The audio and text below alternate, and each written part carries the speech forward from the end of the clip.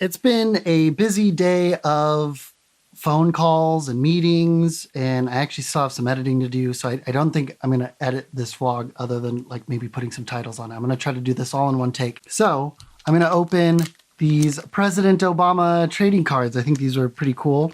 And now we got Uncle Joe Biden in the presidency. You know, let's see how many Obama, maybe Joe Biden makes an appearance in here.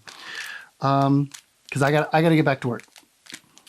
So yeah, like if you saw a few vlogs ago, Gilbert sent me these cards because I mentioned in the last time I opened some Super Yaki cards, I do a thing where I try to figure out what the movie plot is just based off of the trading cards.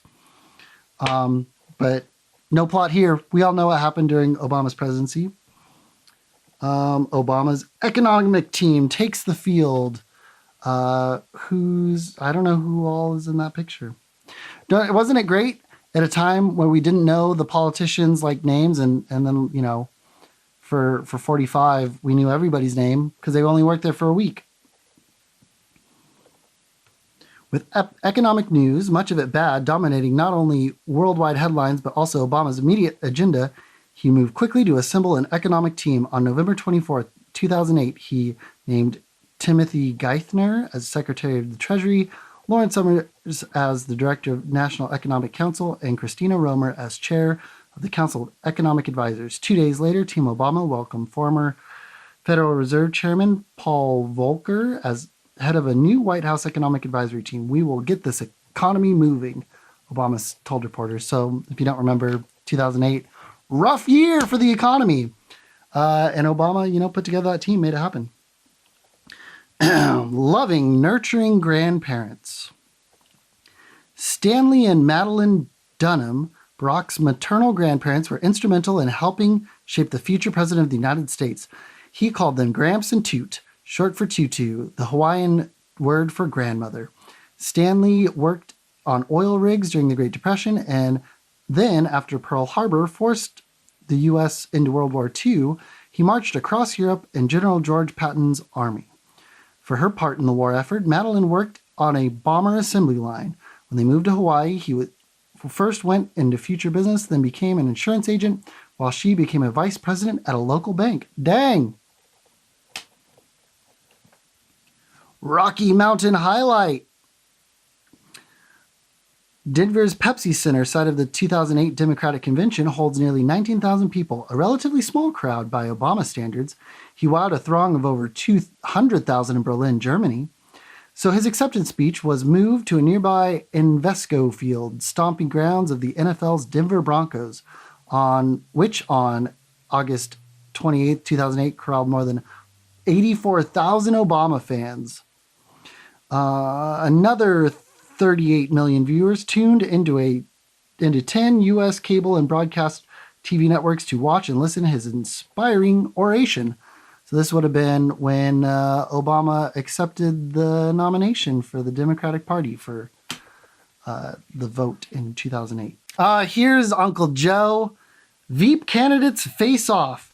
From the moment John McCain tapped Sarah Palin, the relatively unknown and untested on the national stage governor of Alaska, as his vice president running mate, the one and only VP debate with her Democratic rival, Senator Joe Biden, was on the political radar screen. Would Palin stumble as she had in several TV interviews? Would Biden's propensity for verbal gaffes trip him up? In the end, the 90-minute debate held on Washington University in St. Louis on October 2nd, 2008, proved to be relatively cordial and mistake-free. Yeah, so Joe Biden has a stutter. It's the source of most of his gaffes. Healing racial divisions. An excerpt from a speech on race, March 18, 2008. Oh, now I gotta go find like the speech clip. Contrary to the claims of some of my critics, black and white, I have never been so naive as to believe that we can get beyond our racial divisions in a single election cycle. But I have asserted a firm conviction, a conviction rooted in my faith in God and my faith in the American people, that working together can move beyond some of our old racial wounds, and that, in fact, we have no choice if we are to continue on the path of a more perfect union. That's a nice speech. We're working on it still. Grant Park celebrates. An estimated crowd of 240,000 revelers packed into Grand Park for an outdoor election night victory party. During Obama's acceptance speech, TV cameras captured joyous cheers and tears on the faces of well-knowns like Jesse Jackson and Oprah Winfrey, and the unknown. Regardless, everyone shared a common sense that America was finally ready for real change and had embraced a genuine sense of hope in a new leader.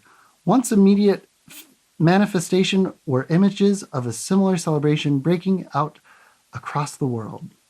What a hopeful time. These cards were published in 2009. We were so young, so hopeful. This is the sticker for the pack.